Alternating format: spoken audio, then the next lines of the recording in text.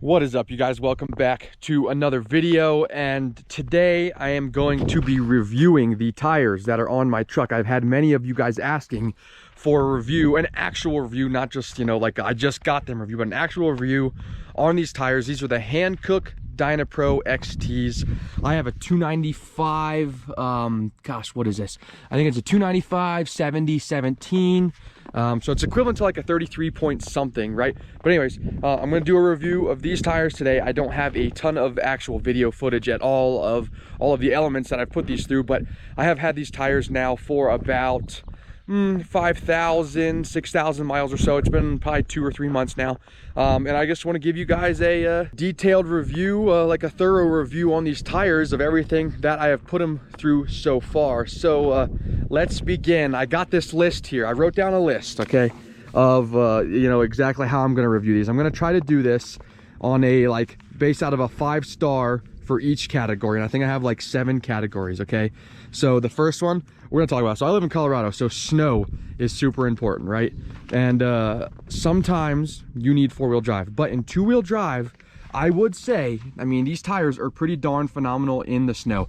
Just like any vehicle, when there gets a lot of snow, it almost doesn't matter what tire you have. If you're in 2-wheel drive, it's just, they get snow packed and it's just not gonna do the best. But surprisingly, these actually do pretty well in 2-wheel drive, and I'm not shocked about it because it's kind of like a hybrid tire, but in 2-wheel drive it does okay, right? So I'm going to give it a 3 out of 5 stars for 2-wheel drive. But when it comes to 4-wheel drive, I'm telling you guys that these tires are beastly. Like, they're awesome.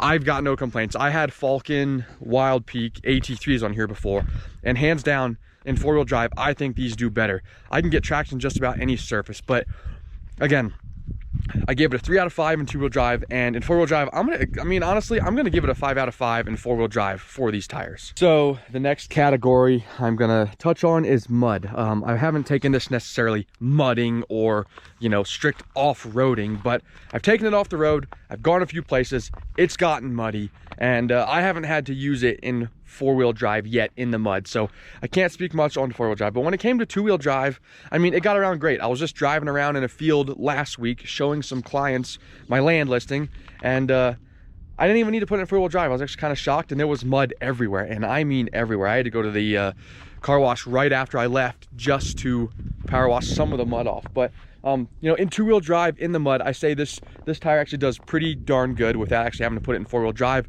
Again, at some point I will definitely get it into 4-wheel drive. Maybe I'll take it mudding, I'm not quite sure. But as far as the mud category goes, that's where we're at. I also forgot to tell you what I think as far as the stars go when it's in mud. Like I said, only 2-wheel drive, and again, probably a 3 out of 5, right? This isn't a mud terrain tire, so it's not going to perform excellent when it comes to off-roading or mud, but I'm gonna go with a 3 out of 5. So far we've got snow and mud with both 3 out of 5. The next one I'm going to talk about is just basic street driving, everyday driving. So far, after putting 5,000 or 6,000 miles on these, they don't seem to be wearing bad whatsoever, I don't think. They're very comfortable. They react super well on the road.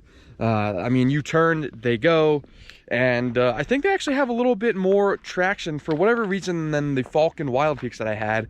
Even the slightest movements, it moves the car really well, and yeah, they just drive great on the street. I keep mine aired at about like 36 psi. The suspension that I have on this requires, I shouldn't say requires, they say the best suggested psi for these tires for driving comfortability was about 36 psi, so I kind of just roll with that, and it actually seems to work out great. So as far as street goes, I know you're supposed to be probably doing some sort of stopping distance, and then maybe like a 0 to 60, how much traction they get from the go.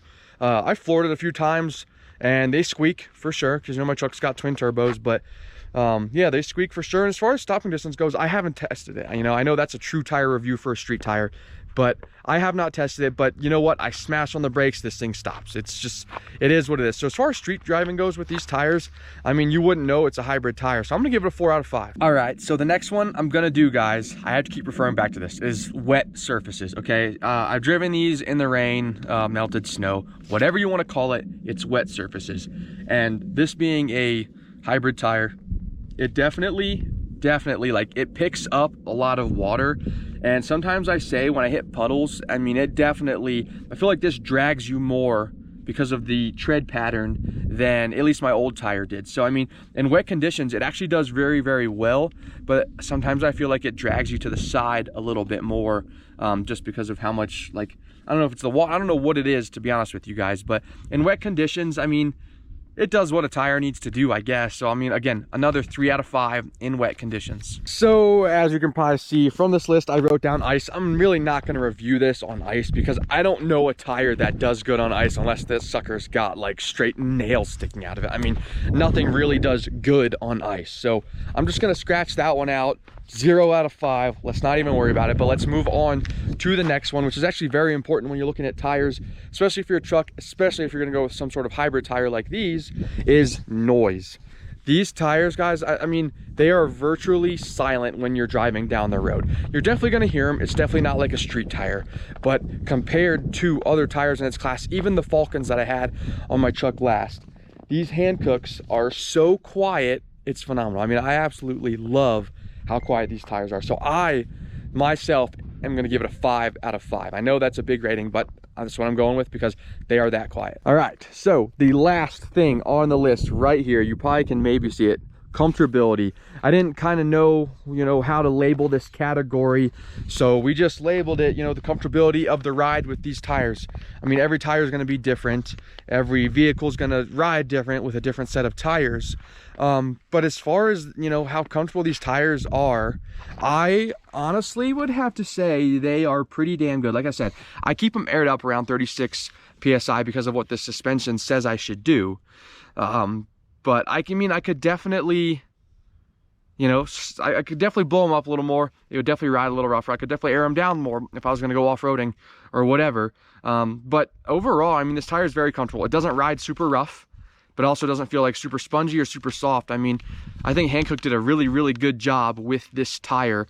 So as far as the comfortability goes, I'm gonna give it a 4 out of 5. I don't really know how to rate it any better than that because, 5 out of 5, I feel like I'd be riding on a boat or, just be super, super plush. And that's just not what trucks do or tires that are meant for trucks. So yeah, 4 out of 5 for the comfortability. Don't you just hate this? I took it in for an oil change this morning and a tire rotation, and they must have messed with the air because it's missing a cap, or some fucking bastard stole the cap. I mean, it's really no big deal.